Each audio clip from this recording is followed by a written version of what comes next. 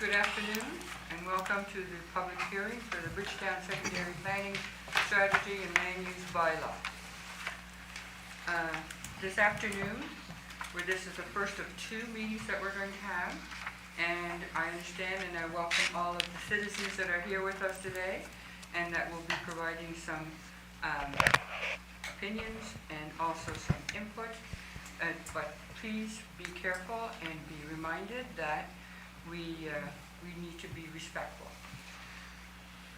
Other thing is, if you have a phone, I would ask you to please put it on so it doesn't interrupt the meeting. Thank you. The purpose of this public hearing is to permit members of the public to make their views known to council concerning solely the application before council. The public hearing concerns Bridgetown Secondary Planning Strategy and Land Use Bylaw. All comments throughout the public hearing are required to be addressed to the chair, which is me.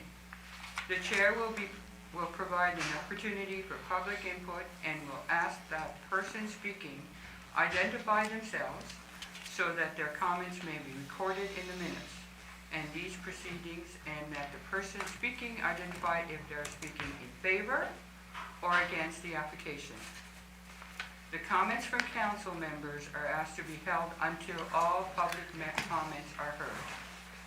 All questions and comments throughout the public hearing are to be addressed to the chair. So we will start with the information of the Bridgetown Secondary Planning Strategy and Land Use Bylaw with a report from Madame Boateng.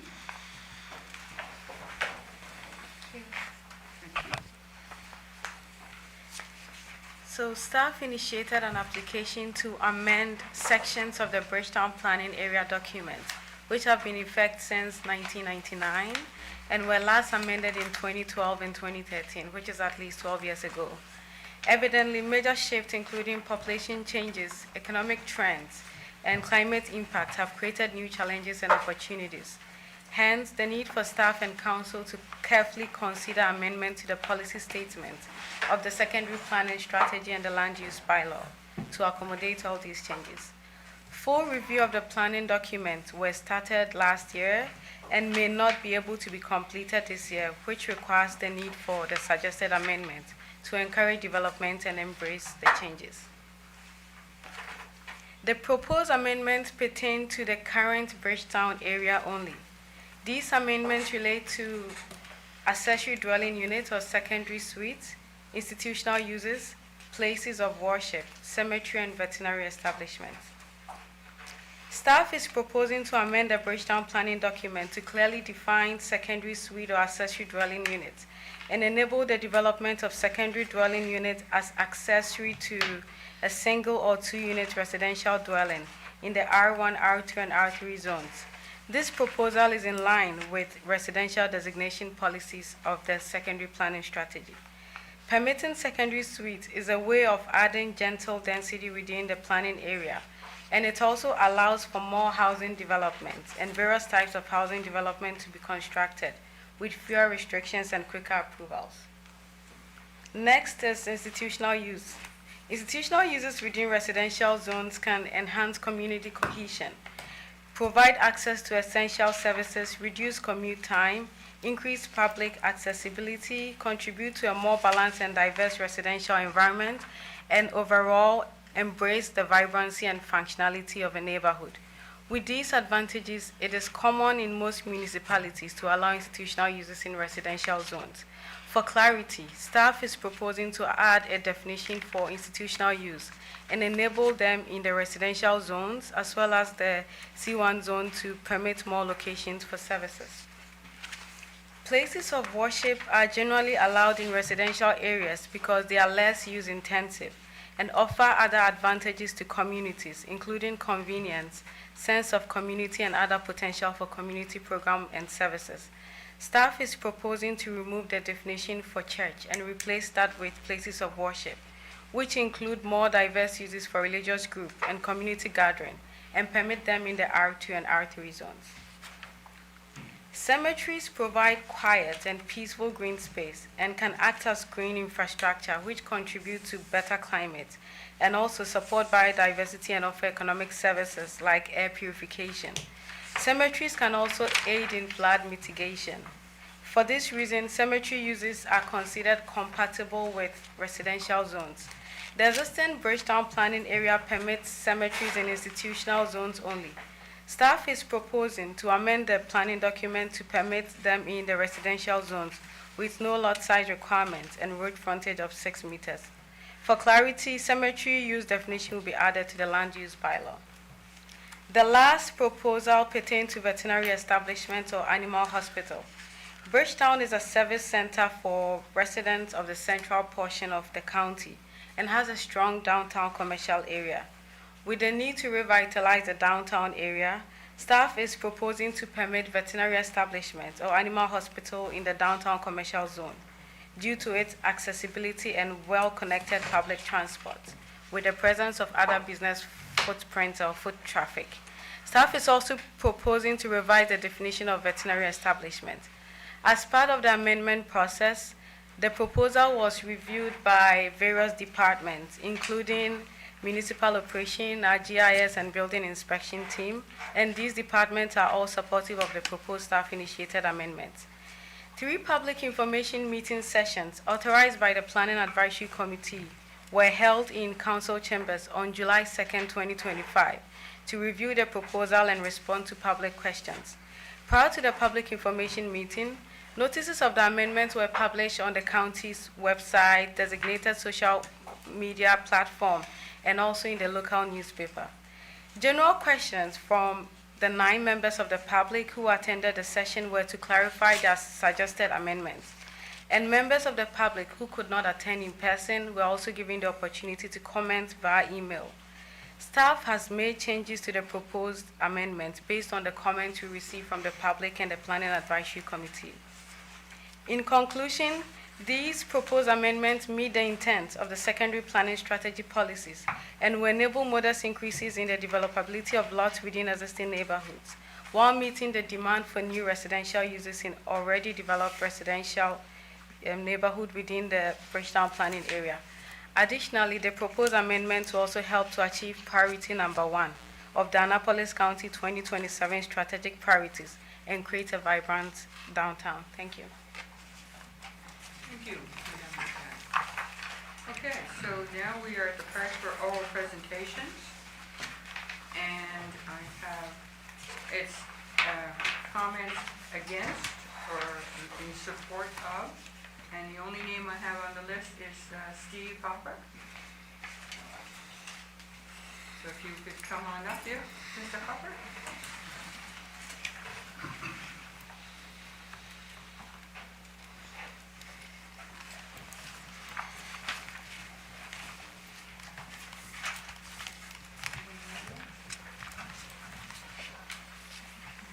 Good afternoon, Mr. Hopper, and could you state your name, your residence, and if you're speaking for or against?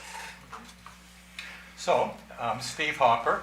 I live in Lakeel, and I'm the pastor of the Bridgetown Baptist Church, and I am here to speak in favor of the bylaw changes that will allow places of worship to be held in residential areas. I believe it makes practical sense to have a church in a residential zone to make it more accessible to the community we serve. Now, in the secular age that we live in, a lot of people think of the church as kind of a private club that exists only for its own members. And that couldn't be farther from the truth. Being located in a residential zone will enable and benefit the community, will enable the community to be able to have access to the property and will benefit it in a number of ways. Here is my reasoning. Churches are known to be community anchors. They provide essential services, facilitate social connections, and offer a sense of belonging. They act as a stabilizing support for individuals and families through outreach programs, counseling services, and educational initiatives, all which would be enhanced if it were within walking distance of individuals' homes. Also, one of the things that's not often thought of is that churches are also an economic catalyst in the area. For us, our desire to convert the old elementary school into a church building means that there will be jobs available to subcontractors, enabling them to earn salaries. So there would be immediate financial benefit, also foot traffic from these subcontractors as they support restaurants and coffee shops and such in the area. But more importantly is the long-term impact that a church can have in its neighborhood. There was recently a study done by the University of Toronto called the Halo Effect that tried to discover that churches could generate significant and measurable financial value in their local communities. I won't go into the details of the study because you would all be asleep real fast. But what I want to point out is what they found out was that in neighborhoods, churches generate 5 times the value of the church's annual budget. And so what that means for us at Bridgetown Baptist is that in the services that we offer annually, $750,000 would be generated. And if any of you want to pursue me on that, I can direct you to the study so that you can read that yourself. So you may ask, well, what would these benefits include? In that local community, you can see some of the things that would be obvious. Outside space, like parks, playgrounds, parking, recreation, things like kids bouncing the basketball and shooting hoops in the parking lot.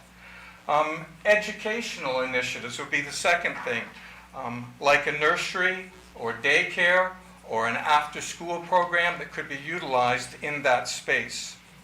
There's also what's called the magnet effect, where we would draw people into the area for events and life celebration. The benefit of the community is many of those people might see how they love the community and want to buy and move here.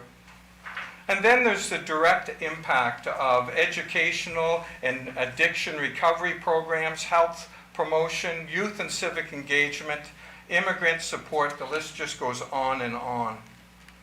There would also be opportunity or a benefit in community development for housing initiatives, job training, cooking classes, and lending programs are all activities that other churches in their neighborhoods have conducted. There would also be what's called social and capital care, and this would be space for social programs to operate from, volunteering in-kind support to people. And last, and probably what's most on our minds right now, is crisis and hardship support. Members can rely on the faith community for comfort and support during challenging times. And when the fire hit Long Lake, I can't tell you how many of my congregation members came to me and said, I wish the school was finished, because we would have something to offer to this community in terms of support. And I hope that nothing like this ever happens again. But if it does, that having a church in that location will mean that we are there for our community. Of course, there's the most obvious benefit for the community, and that is that the church provides spiritual and emotional guidance to the people who live in the area.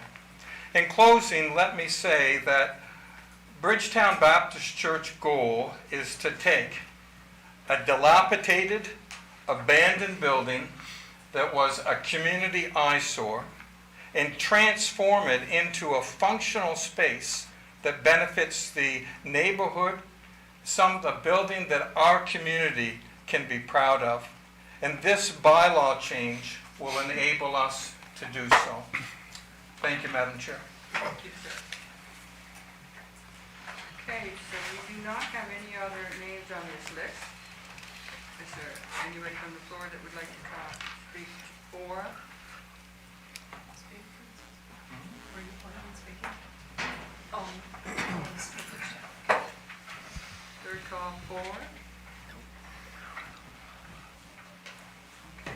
Is there anybody that is against application? Second call for against the application. Third call for against the application. Seeing none, we'll move on. Are there any questions or comments from council members? Deputy Warden. Thank you. I want to thank everyone that showed up. The public is here, which is great to see. I support what we're trying to do. I think it's a step in the right direction, and the fact that the main reason we're doing this is community driven. So, there's different organizations, different companies that want to do things but are restricted based on the plan that we currently have. And this will open that up. Even the key items we talked about with veterinary and church and so on are all the needs in the community that is driven by the community. And the fact that we're listening to that and adapting shows great. So I support it 100%. I know that I personally really haven't been contacted about negativity around this portion. And I think it's a great thing that we need to have. And the fact that the secondary plan for the former town of Bridgetown hasn't been touched in decades, I think it's something that we need to continue to do, and look forward to seeing what this opens up. Thank you. Thank you very much. Councilor Ackenbach. I concur with Deputy Warden's thoughts as well, and certainly I'm in agreement of accepting this as well. Change is inevitable. We haven't been able to get to some of these issues that we've been trying to talk to and speak to in respect to our committee that's been put on hold for some time.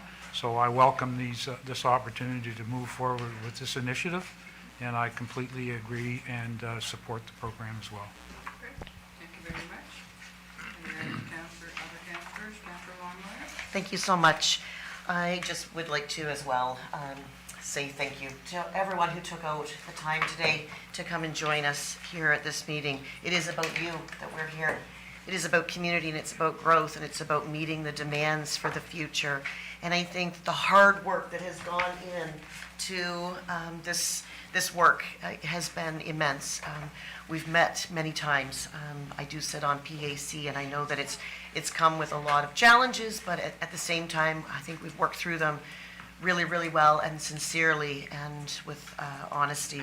So I, commend the work done. I know that we're now needing to move forward. I welcome the future and all that it will bring for our communities. So I am definitely in favor of moving this forward. Thank you. Thank you.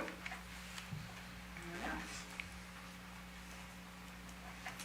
Seeing nothing else, we'll move on. We'll go for the next steps, which are being presented to us by Madame Boateng again.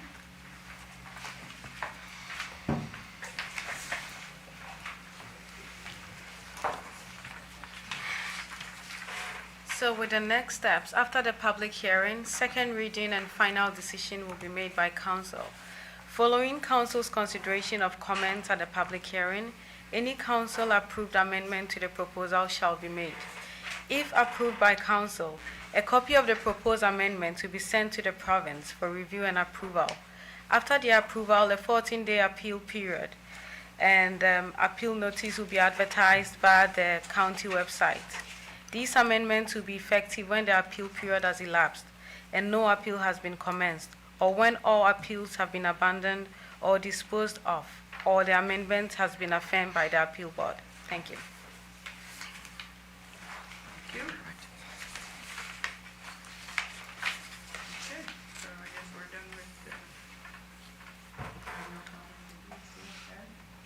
all right, so we have completed this public hearing. So we will adjourn this public meeting. And we'll step into second public meeting.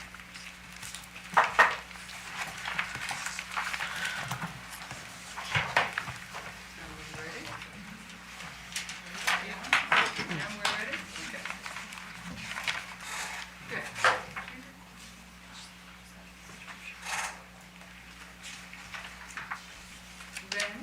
question about, is it working, the recording? I just got an email from Sharon, she's watching it, the live feed went down. So are we good to proceed, Ben? Yeah, okay. I will have to go through this again, so bear with me. Welcome.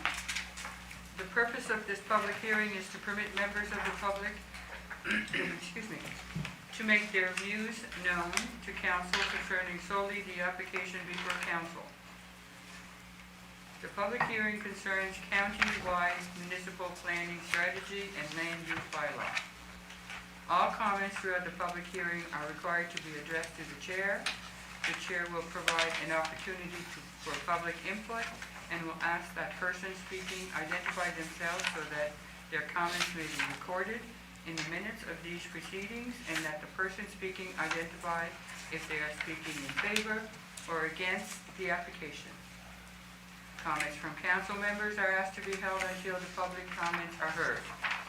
All questions and comments throughout the public hearing are to be addressed to the chair, which is me. Again, be respectful as you present your comments or your input and craft. We will start with an information report from Madame Boateng. Thank you. So planning documents are living documents, and as such, factors like community growth, economic and social can affect the need for staff and council to carefully consider amendment to the policy statement of the municipal planning strategy and the land use bylaw to accommodate these changes. Since the adoption of the Annapolis County planning document in April of 2024, staff has identified areas to improve clarity and effectiveness of the planning document, ensure alignment with the policy of the provincial policy statement, and respond to changes in the planning legislation and community needs.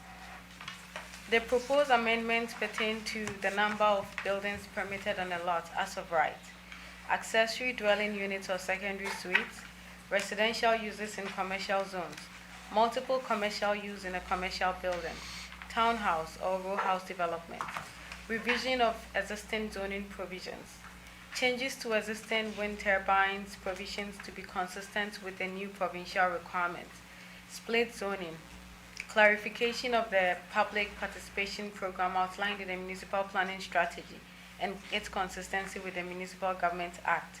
And the last one would be map amendment to formalize the zoning and designation due to oversight. Currently, only one main building is allowed as of right on a property. 2 or more may be permitted through the site plan approval process. This process can take 3 months to be completed. Although useful, the site plan approval process has been delaying development for applications that staff feel are minor and can simply be approved as of right. So the image we have on our right is a very common request that we receive. This is an example of an application that may be approved currently with the existing planning documents through our site plan approval process. So here is an existing residential unit, and the property owner is proposing to convert the barn into a repair garage. Because the repair garage is a main use, this simple application would have to go through the site plan approval process. Staff is therefore proposing as part of this amendment to have up to 2 main buildings as of right, and beyond that be approved via the site plan approval process. Should this proposal be approved, the applicant will still be required to comply with other provisions pertaining to screening, separation, and building code requirements. Staff is also proposing to clarify the definition of accessory dwelling unit, also known as secondary suite or in-law suite, by adding the term detached structure and removing the phrase as a backyard structure from the accessory dwelling unit provisions. Additionally, for consistency between the municipal planning strategy and the land use bylaw, staff is proposing to remove the approval of the accessory dwelling unit via the site plan approval process.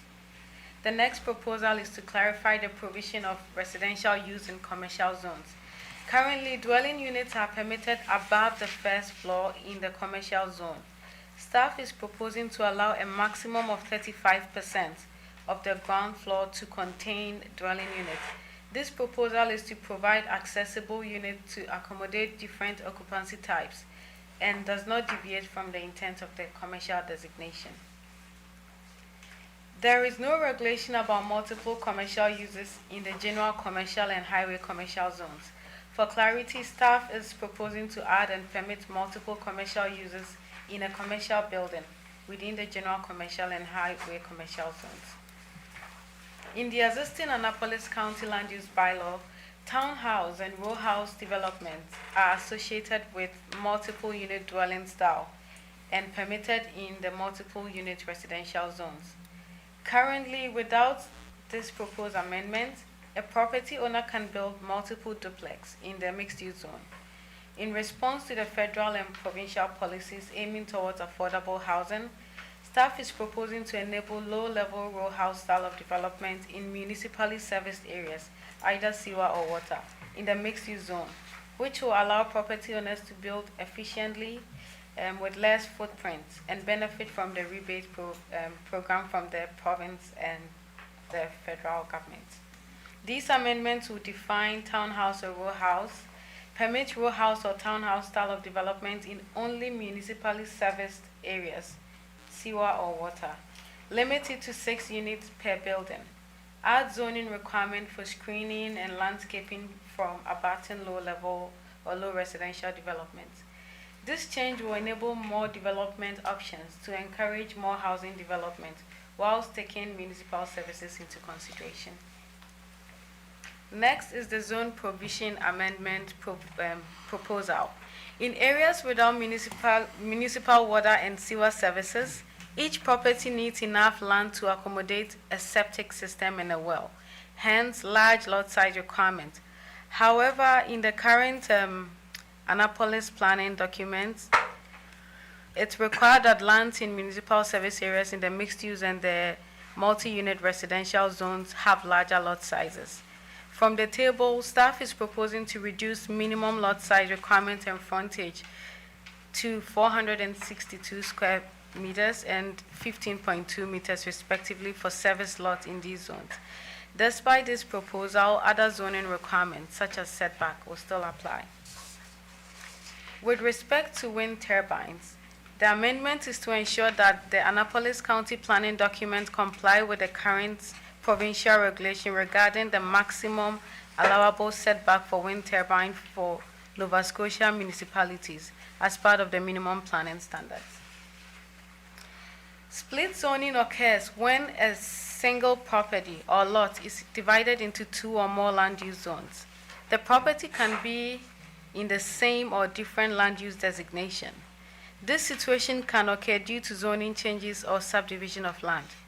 Annapolis County Planning has multiple of these instances, especially on Clarence Road, as shown on the map on our right, where smaller portions of the properties are agricultural zones and a higher portion on the rear are mixed-use zone. Some zones are compatible with each other, such as the mixed-use and the agricultural zones. The mixed-use zone offers a wide variety of uses, including agricultural-related uses. For this reason, staff is proposing in the municipal planning strategy for council to consider rezoning properties split between the mixed-use and agricultural zone to the predominant zone, as well as properties split between multiple residential zones in the same residential designation. Council shall take into consideration the amendment criteria set out in Policy 7.3.3.1 of the municipal planning strategy when considering these rezoning applications. Currently, the public is consulted twice through a public information meeting and public hearing for amendment and development agreement. The proposed amendment is for staff to schedule a public information meeting before meeting with the PAC.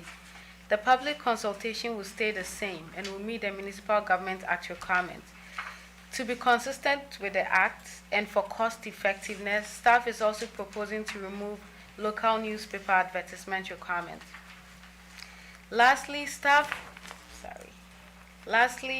mistakenly zoned some properties, private properties as parks and recreational zone and designation and wrongfully sent this map to the province for review and approval. Staff is proposing to correct the oversight for the following properties shown in the table on the zoning and future land use map. These 10 amendment proposals were circulated to some municipal departments, including our Municipal Operations or Public Works Department, Recreation and Building Inspection, and they are supportive of the proposed amendment. 3 public information meeting sessions were held in council chambers on July 3rd to review the proposal and respond to public questions. Prior to the public information meeting, notices of the amendments were published on the county's website, designated social media platform, and in the local newspaper. Whilst 14 members of the public attended the sessions, others who could not attend in person commented via email. General comment from the public pertained to site-specific concerns and clarification of the proposed amendments. Staff also received some positive feedback for the proposed amendments. Some members of the public had also some concerns about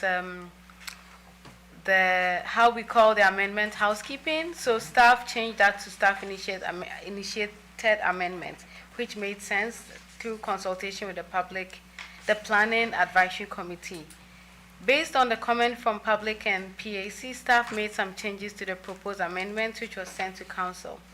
In conclusion, the proposed amendment to enable modest increases in the developability of lots within existing neighborhoods, reduce red tape for simple development application, clarify existing land use policies, and improve the overall quality of the Annapolis County planning document. Additionally, the proposed amendment will help us to achieve priorities 1 and 4 of the 2027 strategic priorities of council. Overall, the proposed amendment can streamline the planning process, make it easier for residents and developers to comply, and also lead to reduced cost and time, and ultimately increase efficiencies. As these do not result in further restriction but align with the municipal planning strategy goals and strategic priority, staff is recommending that council consider the proposed amendment. Thank you. Thank you, Madame Boateng. I have a list of 1, 2, 3, 4, 5 people. First on the list of oral presentations would be Christy Young. Yeah, Christine.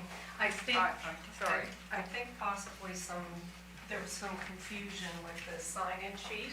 I think there's some names there that maybe the people don't want to speak. We just thought it was the sign-in sheet, so. Well, I guess they'll let me know. They will. As we go along. They definitely will. I'm Chris. State your name and Yes, where you live. I will. And so forth. It's, And you have 5 minutes, sorry. I'm just going to stick it to that. Okay. So I'll cut my content down. I'm Christine Young, and I'm definitely in favor of the changes. And you're from? Carlton Corner. Okay. My husband and I own the Carlton Inn for the past 10 years, and we both have been raised with commitment to community, and we've practiced that since we arrived 10 years ago. Any person or organization that needs help or support, if we had the means, we definitely did that. And over the last few years, I've noticed that I've received more and more calls for people needing monthly rental units. So our property has served fire victims, host fires for probably as much as 6 months at a time. And that's a lot in our facility that we offer. So it's not really set up for long-term rentals. So we thought, well, you know, there's a lot of call and a lot of interested people. So we thought, this is something that we need to look into. So we have property in the back, and that's what kind of invented the idea of housing seniors in our community that want to sell their homes and live a simpler life with still having their own dwelling, but having some of their maintenance looked after, their grass cutting, their shoveling, things like that. So that's where the idea came to light. And what it offers the community is the community members have where they want to go. It increases the number of our community and also our tax base. So we're able to do a little bit more, hopefully. I mean, there's lots of things that have popped up that we just actually found out about the rink needs in Samboni, and we had 2 sidewalks in town, right in the main drag of Bridgetown, and well, there's 2 and they both need repair, and well, we're gonna repair one and, you know, do away with the other one. So the residents, you know, they kind of came to the table and they saved their sidewalk, but, you know, really when it comes down to it, I would say that that situation was lack of funds. You know, enough money to fix one, but we really don't have enough money to fix 2. So they were able to save it, which is great. And also when you look at Bridgetown over the last few years, we've lost 2 banks. We've had shops open, we've had shops close. We've just lost our print shop. I spoke directly to the new owners of the print shop, and it definitely came down to revenue. There wasn't enough revenue to keep the shop in Bridgetown. So we need to grow the community, we need to grow the tax base, and I really am committed to community as a whole. When we look at our tragedy that we're dealing with, it's, you know, it's super sad. Yeah. And Deputy Warden, his little, you know, updates every morning on CBC radio and you know, just to bring everybody informed with how things were going, and we housed people that were sleeping in their cars. We housed heavy equipment operators. We housed the compliance officer that needed to patrol. And you guys that have been out in probably the command centers, you know that those compliance officers are patrolling the area from 7 o'clock at night till 7 o'clock in the morning against looting, unfortunately, which doesn't even enter my head. I can't even believe that. But anyway, they did have to protect the properties that were vacant. And he had no place to go, and he was actually going to sleep in his truck. And we actually put him in his house, in our house, I should say, sorry. And I'm not looking for a pat on the back for any of it. What I'm trying to get across is that our commitment to community is strong, and we appreciate all of you. Thank you. Thank you, Madame. Oh, Yes, you did, or no? I skipped a few pages. Okay, the next one on my list is it A, Oliver? Yeah, it's me. Mr. Oliver?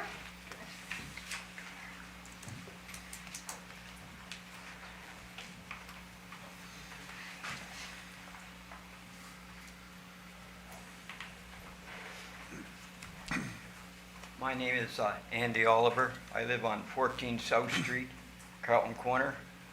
I moved here in 1989. I've been here. For or against? I'm for what's going on. I moved here in 1989. I've been here 36 years. I can't believe what's happening in Carlton Corner. The residents that are there, the old people that are there, and they're still in their homes, and people come in and they try to change things. They've only been here a year and a half, and they want change. They don't know what's going on in Carlton Corner or in Annapolis County. We have mixed, we have farmland, we have residential side by side. And what I've seen in Bridgetown in the last 36 years, I think the Carlton Motel, the changeover in the last 10 years is remarkable. What's happened there, if people saw it 36 years ago, they wouldn't believe it. My house on Carlton Corner is next to a 4-unit apartment building. The owners aren't from here. We did have an owner from here, Milton Hamilton, and he took real good care of that property. He took care of the tenants. He's a businessman on Church Street, and now that the ownership is in Ontario, the place is deplorable. My property sits right beside it. Garbage flies over. The new owners won't allow the tenants that are there to put up buildings, to put their lawnmowers in, their belongings, and it's not right. And yet we have somebody coming in, and that, like I said, has only been here a year and a half, and they don't know what's going on. They don't want to accept change, and I don't think, they realize what they're doing to the people and the well-being of the people that work here. And that's all I have to say. Thank you, Thank you. Mr. Oliver.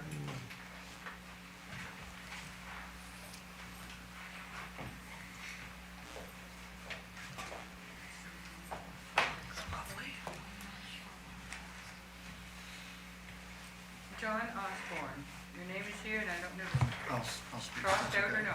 Yes. Okay.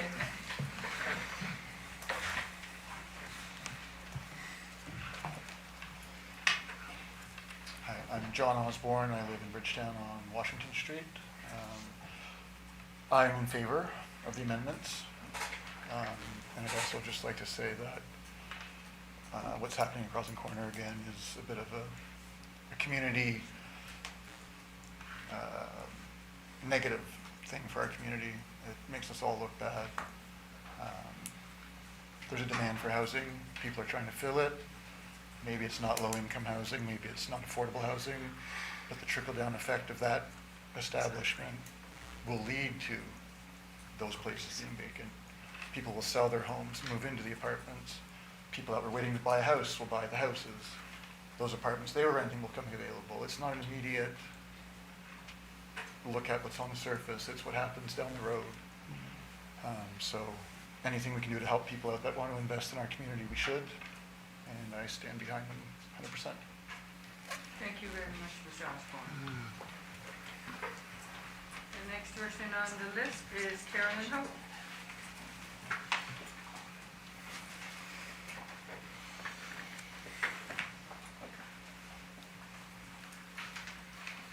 Hi, I'm Carolyn Hubble, and I live on Fitz Road in Lawrencetown, but I also have property in Carlton Corner in the county and in West Paradise.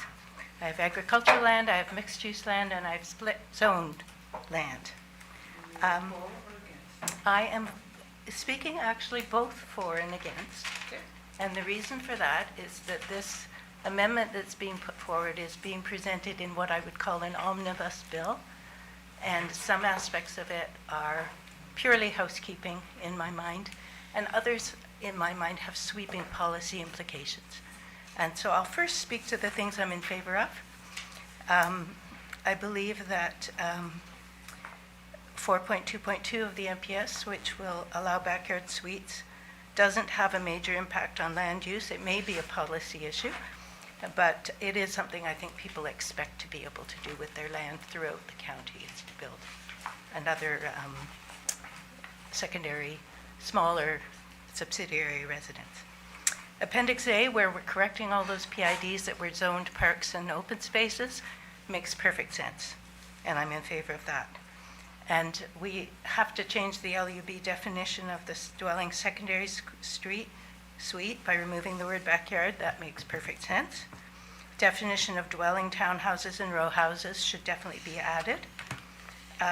And to me, it does make sense to include different setback, section 5.3.1.1 of the LUB. to include different lot area minimums for mixed-use lots with services. However, I think we need to be clear that if it's changed and the only service they have is water, they will still need the additional land for their sewage needs. So that should be accommodated by the provincial requirements, but if not, it's something council needs to attend to. And where we're correcting terminology in 5.5.1.2, I'm definitely in favor. 5.5.3 and 5.5.6.3 about allowing multiple commercial uses makes perfect sense too in our commercial zones. I would point out that we have very few commercial zones in the county-wide plan, and I think that's something we need to look at, and I'll talk about that a little bit later. Appendix A of the zoning map, which has to correct the zoning, is something I'm in favor of. The other thing I note, just out of interest, is we do have very limited R2 land in the actual county. And again, I think if we're looking at addressing housing, we should be looking at that issue. So now, if I may, I will speak to the things that I am not in support of.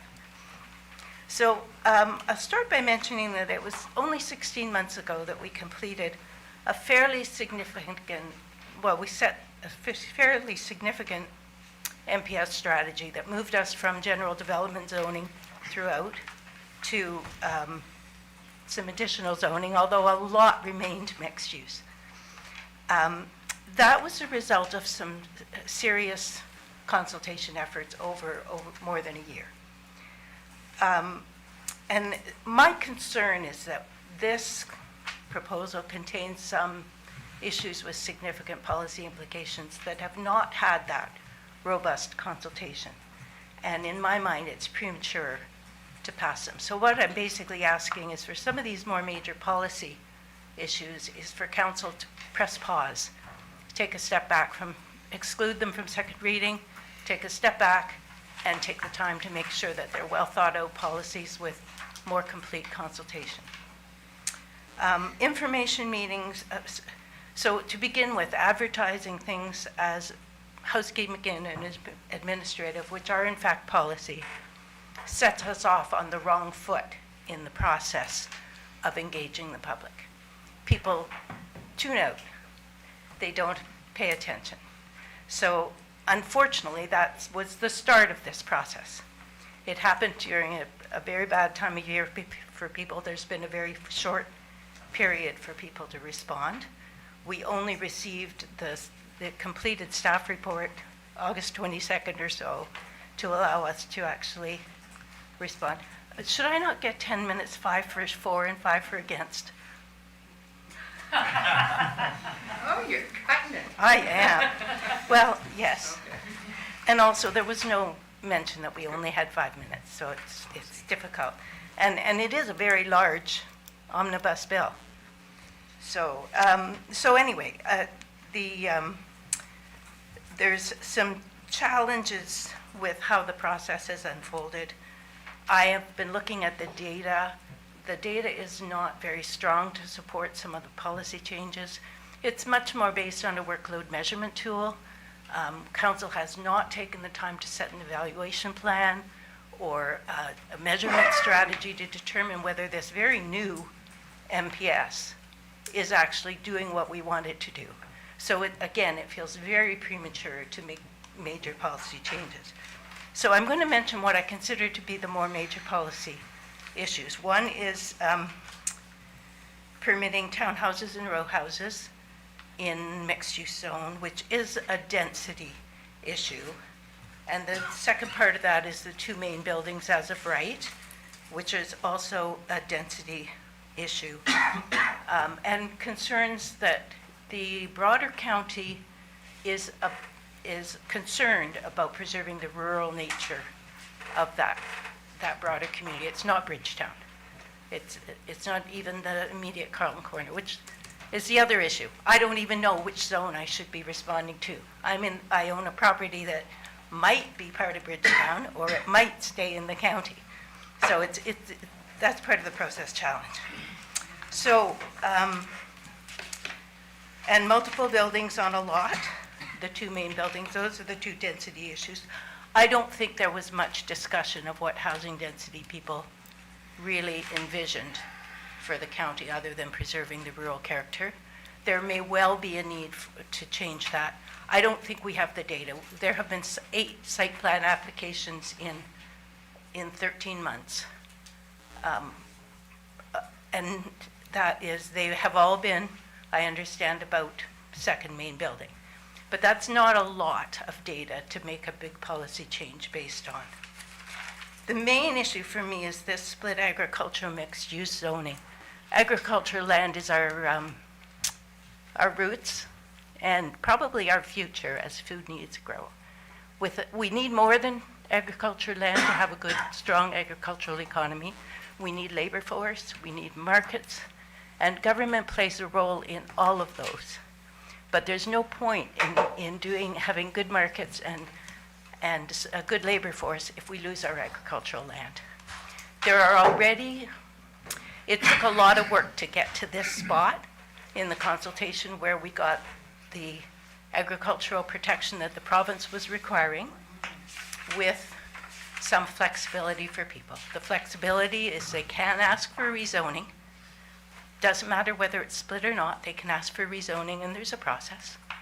They can divide their lot. They can do other related uses on their lot. So I am against loosening the requirements for agricultural rezoning simply based on the fact that you don't have a lot line across the end of your agricultural area. And the other piece of this is we have never received data on how much agricultural land we have in the county and how much of that land would be affected by this decision to do the split use zoning, what percentage of land that represents. It's just really premature. Thank you, Mrs. Fogle. I gave you some extra time, and I know you appreciated it. Thank you very much. I'll stop you at that. Thank you for coming in. Thank you.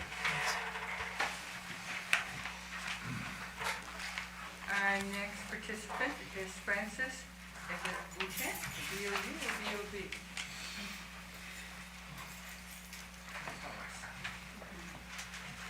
Welcome. Hello, my name is Francis. I live here in Allens Creek. I'm not as eloquent as my last speaker, but I'll try to be precise and quick. I partially actually I live in Allens Creek, but I manage Junction 16, which is located in Bridgetown. So for me, part of this is Christine trying to bring more people to our community, which then sustain the business that I run in better capacity, which allows hopefully my staff to have full-time work year-round and not be seasonal, and then have them struggling for half the year to make hands revenue. It has already been mentioned, but I would think also that more resident means more revenue and better sidewalks and school program and all that stuff. And then it also has been mentioned the trifecta effect, of building going up means tradespeople getting hired and making more money that then are going to my restaurant because they have extra money to spend at the end of their paychecks. And that's not just the big impact, but then it's the plumbing needs to be fixed 6 months down the road. Well, hopefully not 6 months down the road, but the maintenance of these buildings create other jobs. Again, someone needs to maintain the lawn, the gardener, the electrician, and the plumber. It's been also mentioned the lack of rental property. A lot of things, younger kids that I try to hire that are tired to live in the city, and then yet they can't find a place to settle. Or my partner is a real estate agent, and people are interested to move into the area, but then it's the stressful process of buying a house, but then where do you move to, get your foot on the ground and understanding, right? And so rental can also be that buffer zone for people to arrive, understand that that's their community. When I arrived in Yarra, we actually originally landed in Wolfville, and we realized that that wasn't the right fit for us, but we only had that chances because we did find a rental and then drive around the province to find where we could really call home.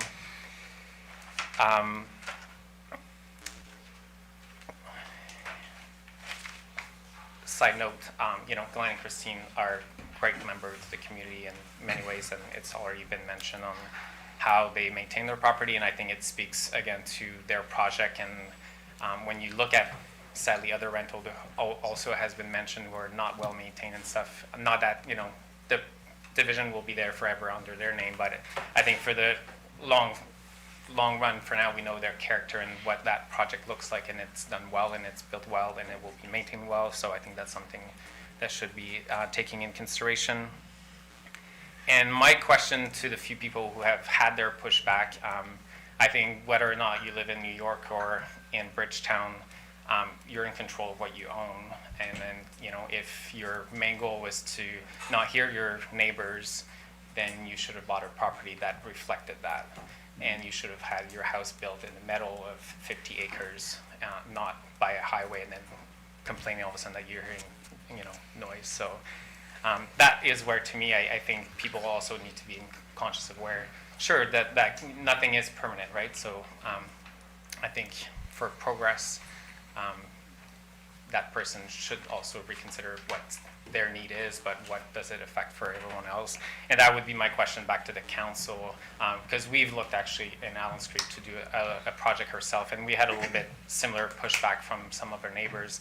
And I think it'd be, not that I'm in depth to this, but I think there should be usually there's a proposal, and then the council who's been elected from the entire community is there to make the best call in the long run for whatever proposal is, right? Whether or not it's a business or a subdivision or those things, I think there's got to be guideline, but then it also should not reflect from a handful of people that are against changes.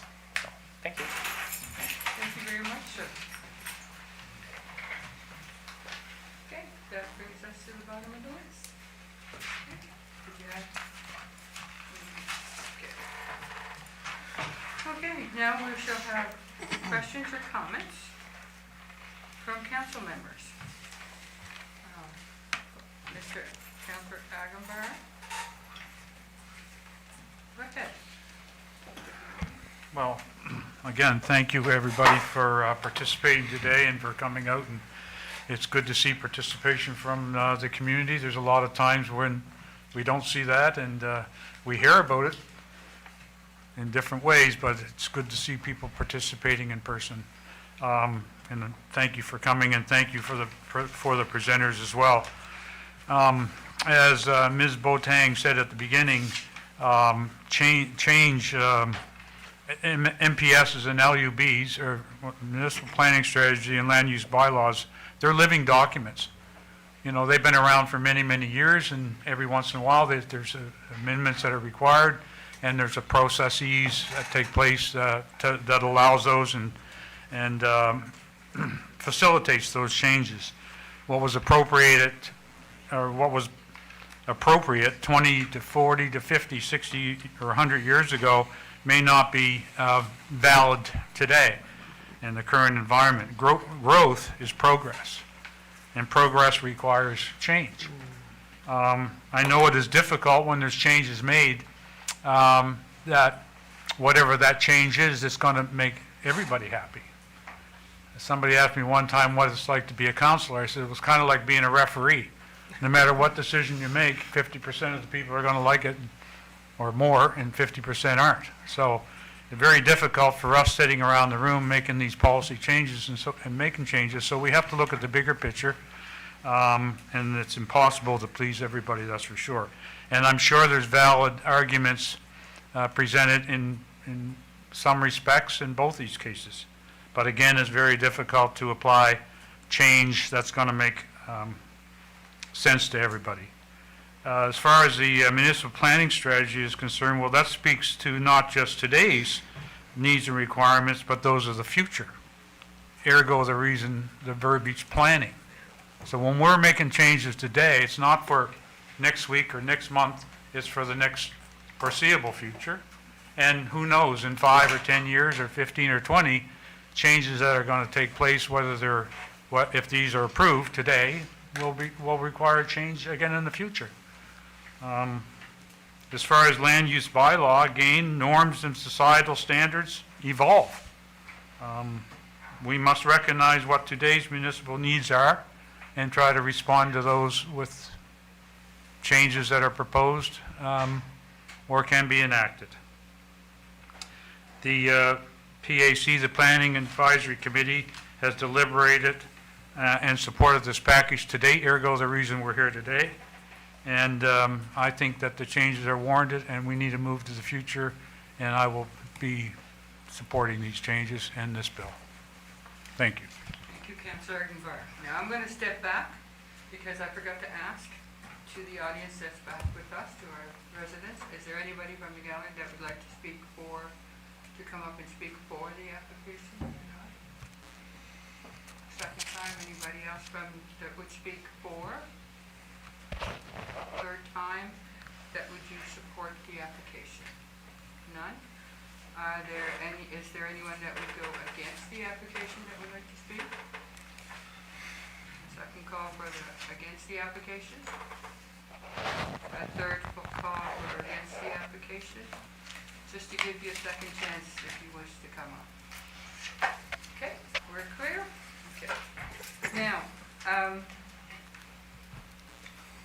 we'll continue with the answers. Deputy Warden, you have your hand up? Yes, yeah. I'm going to be very brief.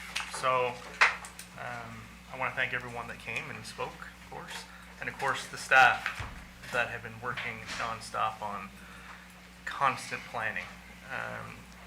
So I just want to acknowledge the fact that the original county-wide plan was a huge project that we had consultants involved, we had our own municipal staff involved.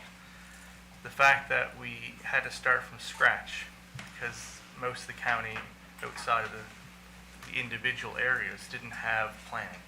So it was a huge undertaking that took a lot of time, and at the same time we were under pressure from the province to get this done within a timely manner.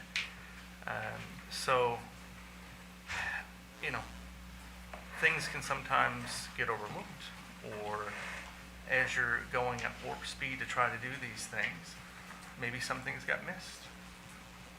That it's not until the dust settles and you start working within the plan that there's things that need to be adjusted. And the fact that we didn't have a countywide plan, that's when you really start to see different cracks and adjust.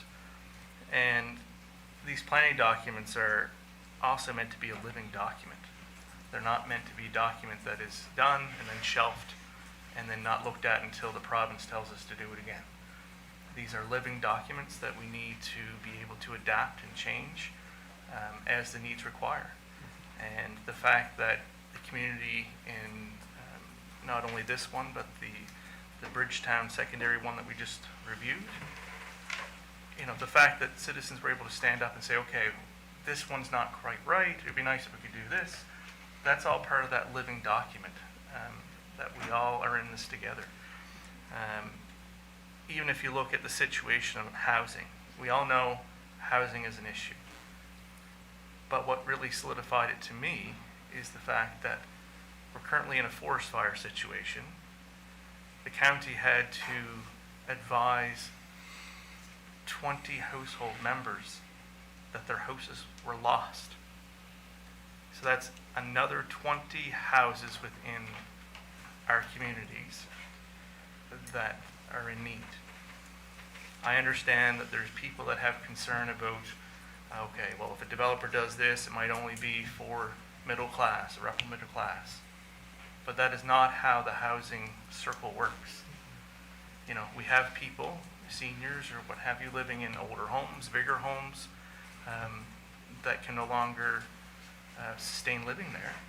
And the opportunity to move into a single level house so they can stay in their home or a home, then allows that house to be open. Maybe someone buys that, turns into an apartment building, then it helps the correct, like it just, people, we seem to focus a lot on exactly what is being done with that one building, saying, oh, well, that doesn't help because the rent is going to be whatever. But that's not how it works. It's based on housing stock. So we need to really, you know, kind of focus on that.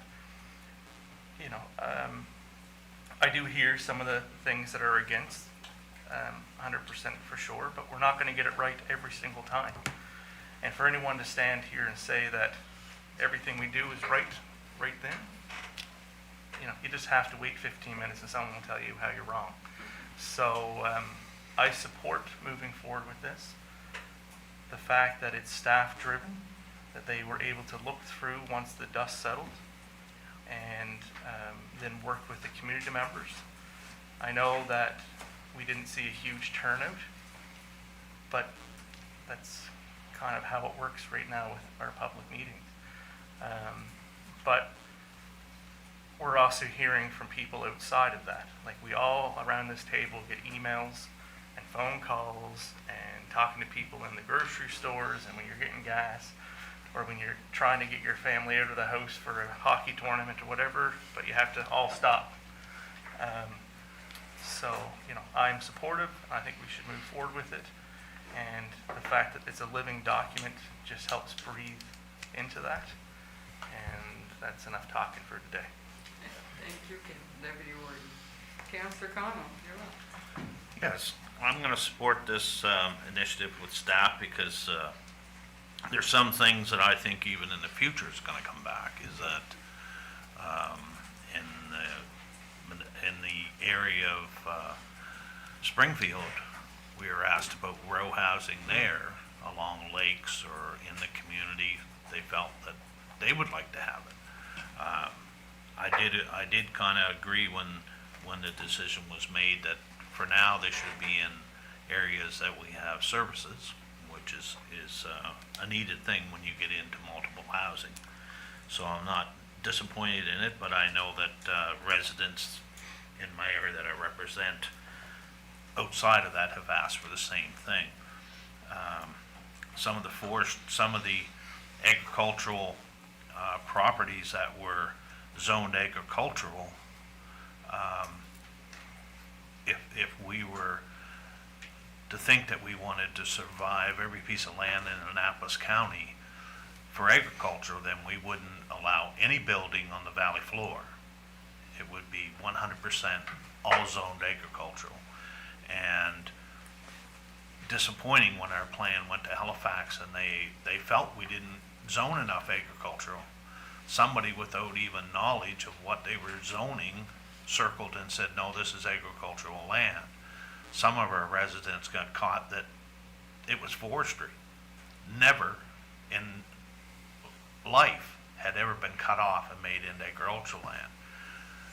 One guy had multiple funding put in, he had it all surveyed. And it came back from Halifax, it was zoned as agricultural. Is that fair? That's not fair. It's, we got agricultural lands that probably didn't get captured in that agricultural zone. So I think allowing the opportunity to subdivide that off and to be able to sell some parcels, to me, it wasn't meant for the guy that owns a big farm. It was meant for all those people that got caught in that situation of being zone farming, which was never ever farm. So there is some disappointment in that, but again, allowing to subdivide a certain amount off every year or every 2 years or whatever, it kind of helped them a bit because of that. They were never farmland in the beginning. And like I said, if Nova Scotians and at a whole think that we should preserve every piece of farmland that's suitable farmland, like I said, we wouldn't allow any farming on the valley floor. So the biggest issue I have there is that roads aren't being built. There's only so much road surface in our county. People that own land that adjacent those roads want to build, and they want their kids to build. It's not only selling it to somebody moving here.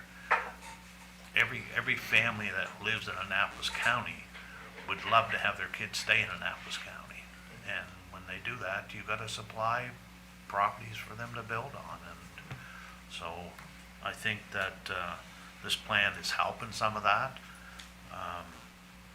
Also the multiple buildings on a on one piece of property.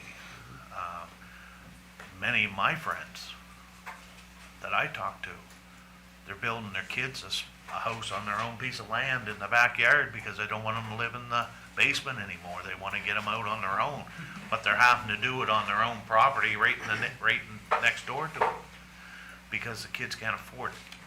So allowing a second accessory building or a building for residential spots on one plot is the way of the future. Our kids need places to live, so I'm definitely supporting what's going forward, and like everyone says, it's a living document, and I think anytime things will pop up and we'll have to look at it and look at how serious it is, to how to correct it and when to correct it, and it could come back anytime. Correct. Thank you very much, Councillor. Councillor Frank? Thank you. I support the proposed amendments. First off, I want to thank the staff for all the work in planning, PAC committees, the work they did, and the people who came today to speak. Just kind of some of the key things I like within the detail is I think the as of right changes to the two main buildings, definitely the secondary suites, and things like that are definitely, not only do they align with our strategic priorities around increasing the housing supply, but they meet the current needs of the community, and not just from our perspective, but also as the others. I jotted a lot of notes as speakers further reiterated that it meets the needs of the communities. There was already a lot of talk already said about the economic spin-off and the trickle effect. So again, when new properties are built, regardless of their housing, whether it's considered affordable housing or not, it's the trickle-down effect that increases the housing supply as people move out of older houses into these new ones. I did want to say, though, one thing that I'm glad was brought up. I grew up on a farm. My family comes from farming, so I do want to draw attention to the concerns that Ms. Hubble had on the agricultural data. I would be interested in hearing a little bit more on that, but I do want to say about preserving the rural way of life. My grandfather was a farmer for 81 years. He died while farming, so he didn't die in a nursing home. He died in the woodpile. My father's 76 and he's still cutting hay, so it's a big thing. But as he said to me last night when he was talking about developments, he said the community needs housing and it's coming, and we got to find a way to incorporate both. And I think as I listened to everybody today, before people spoke, I was a little concerned about the split zoning. But I think it's a right start. I think it comes down to finding the right balance. And as we said, it's a good learned document to make sure that we are preserving the agriculture. Because once the agricultural land is gone, it can't come back. So my family at one point sold a property to another farmer at the time, who then sold it, and it's no longer farm property. So it's just the way how it goes. But I'd like to, Councillor Connell made me think about my own situation. I built my own residential property on family farmland. In my case, the property I built on was actually 4 individual pins, with 2 of them being residential and the lower 2 being agricultural. So every now and then people say, why didn't you build closer to the river? Well, I couldn't, because that part is zoned agriculture. So I think of my situation, not to give myself too much credit, but as a good example of what Councillor Connell was saying, as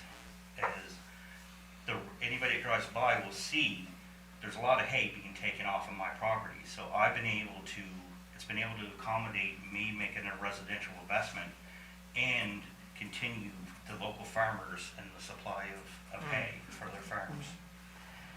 And I think that's the type of examples you will see move forward. There's other properties that I know where people have moved back and the children of farmers have built on farmland, and they continue to use it as a farm. So they've done both. And in some of those cases, and I will just say, I did write a joke. My parents didn't build my house for me, but they did give me the land. I reckon they thought that was fair enough. But I would just say that in some cases where this isn't happening, it's not necessarily taken away from agriculture, because in some of these examples, maybe the fields are going to be let go. Like as farmers retire and some get older and decide to no longer farm the land, then there's some cases where the fields grow up and you lose, it's still maybe zoned agriculture, but it's not fit for farming anymore. So by allowing split zoning, I see this potentially boosting agriculture, because it will allow more young families to start a new life here and take up farming. Thank you. Thank you, Councillor. Any other takers, comments or questions? Seeing none, we'll move right along. Okay, so Madame Boateng will come up and she will let us through the next steps of this. Thank you. So after the public hearing, second reading and final decision will be made by council. Following council's consideration of the comments at the public hearing, any council-approved amendment to the proposal shall be made by staff. If approved, a copy of the amendment will be sent to the province for review and approval. After the approval, a 14-day appeal and approval notice will be advertised via the county's website. The amendment will be effective when the appeal period has elapsed and no appeal has been commenced, or when all appeals have been abandoned or disposed of, or the amendment has been affirmed by the appeal board. Thank you. Thank you, Madame Boateng. At this time, I'd like to say thank you for all the people that came in for the two public hearings. That is you one, two, or both of them, or just stayed because you wanted to hear the second one. That's excellent. And we will close. We are done with the business of this public hearing, so we adjourn this public hearing, and we will return to special council.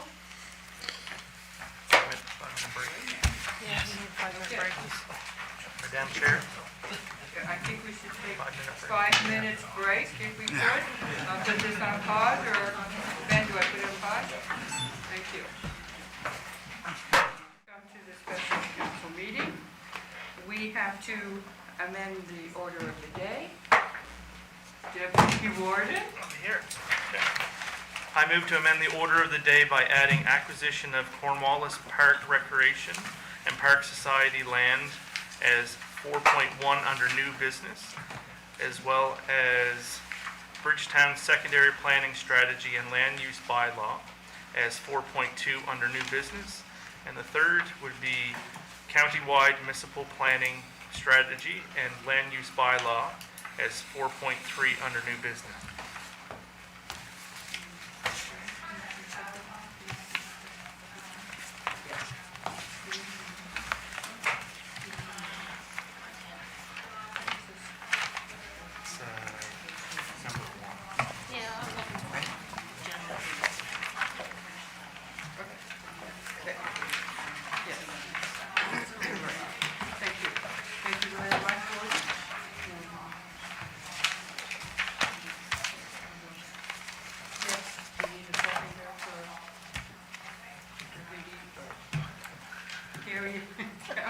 Councillor Carson Sullivan. You good? Okay. All in favor signify by saying yes. Yes. Yes. Opposed, no? Yes, have it. Okay. So, we need to complete.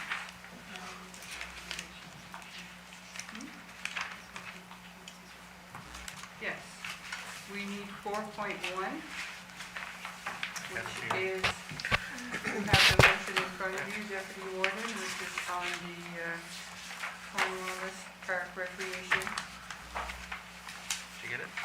Okay. So, I move that Municipal Council transfer ownership of 2 parcels of land in Cornwallis Park previously held by the Cornwallis Park Recreation and Park Society to the County of Annapolis, and that the county accumulate all the transferred costs, an estimate of $4,000. Thank you. A seconder? Councillor Longmire? Are there any questions or comments on this motion? Michael had a comment, I guess. I think it's good that we're doing this. The fact that it was already mentioned in the plan to do it anyway, it's just about enables us to have more property in more residential areas to help support housing or any type of recreation. I think is a good fact. And these pieces of land are well worth to cover the cost of the $4,000 for fees to get it. Thank you. Thank you. Deputy Warden, anything else? Seeing nobody else, all in favor signify by saying yes. Yes. Opposed, no. The ayes have it. Okay, let's go on to 4.2. Deputy Warden? Make sure I got the right one. Okay. I move that pursuant to the first reading given on July 29th, 2025, in accordance with the recommendation for the approval from the Planning Advisory Committee and after holding a public hearing thereon, Municipal Council give second and final reading to consider the proposed staff-initiated amendments to the text of the Bridgetown Land Use Bylaw and Secondary Planning Strategy as described in Appendix A and B of the report dated September 9th, 2025. Thank you. Seconder is Councillor Aguilar. Are there any comments from anyone on this? Seeing none, thank you very much. All in favor signify by saying yes. Yes. Opposed, no. The ayes have it. Motion passed. 4.3. I move that pursuant to the first reading given on July 29th, 2025, in accordance with the recommendation for the approval of the Planning Advisory Committee and after holding a public hearing thereon, Municipal Council gives second and final reading to consider the proposed staff-initiated amendments to the text of... Oh, it went up twice. Sorry, hold on.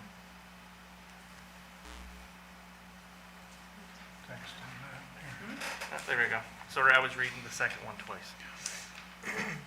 And again, all right, I move that pursuant to the first reading given on July 29, 2025, in accordance with recommendation for approval from the Planning Advisory Committee and after holding a public hearing thereon, Municipal Council gives second and final reading to consider the proposed staff-initiated amendments to the text and the map of the Annapolis County Land Use Bylaw and Municipal Planning Strategy as described in Appendix A and B of the report dated September 9th, 2025. Thank you. Deputy Warden, I need a seconder. Councillor Longmire? Okay. Are there any comments or questions on the motion? Seeing none, all in favor signify by saying yes. Yes. Against, no? Motion passed. The ayes have it. Perfect. All right, we've come to the end of our agenda. I will check with you. You sure that all right. Thank you very much, everybody, for completing the second part of our day. And this section of special council is adjourned.